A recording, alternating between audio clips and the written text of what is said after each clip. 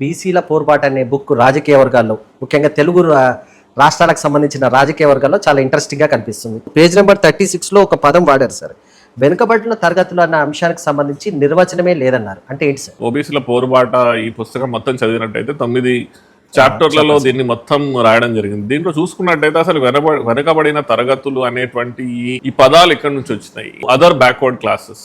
దీని గురించి భారతదేశం స్వాతంత్రం రాకముందు, స్వాతంత్రం వచ్చిన తర్వాత, అంటే బ్రిటిష్ వాళ్ళు ఎలాంటి పరిభాష, ఎలాంటి డెఫినిషన్స్ తోని క్లాసిఫై చేసినారు అంటే షెడ్యూల్డ్ కులాలు, షెడ్యూల్డ్ తెగలు అని మాత్రం అప్పటి వరకు వాడుకలోకి వచ్చినా కూడా కానీ అసలు అదర్ బ్యాక్వర్డ్ క్లాసెస్, ఈ వెనకబడిన తరగతులు అనేటువంటి ఈ పదాలే లేకుండే. ఇవన్నీ కాలాంతరంలో ముఖ్యంగా బ్రిటిష్ వాళ్ళు 1931లో ఎప్పుడైతే కులాల జనగణనలో కులగణన చేసినప్పుడు, 1931 లాస్ట్ చేసినప్పుడు, అప్పటి వరకు కూడా అంటరాని తరము చాలా ఎక్కువగా ఉన్నటువంటి ఆ దశలో, ప్లస్ ఆదివాసీలు ఉన్నటువంటి ఆ దశలో, ఈ ఆదివాసీలు అంటరాని వర్గాలుగా చూసేటటువంటి కొన్ని కులాలు కాకుండా వాళ్ళు ఎవరు అనే శబ్దావళిలో అసలు ఈ పదాలే లేకుండే. సో అందుకని దీని గురించి ముఖ్యంగా ఈ పుస్తకంలో కాలాంతరంలో ఏ విధంగా అదర్ బ్యాక్వర్డ్ క్లాసెస్ అంటే వెనుకబడిన తరగతులు అనే పదాలు ఆ డెఫినేషనే రేవడం ఎలా జరిగింది అనే దాని గురించి రాయడం జరిగింది.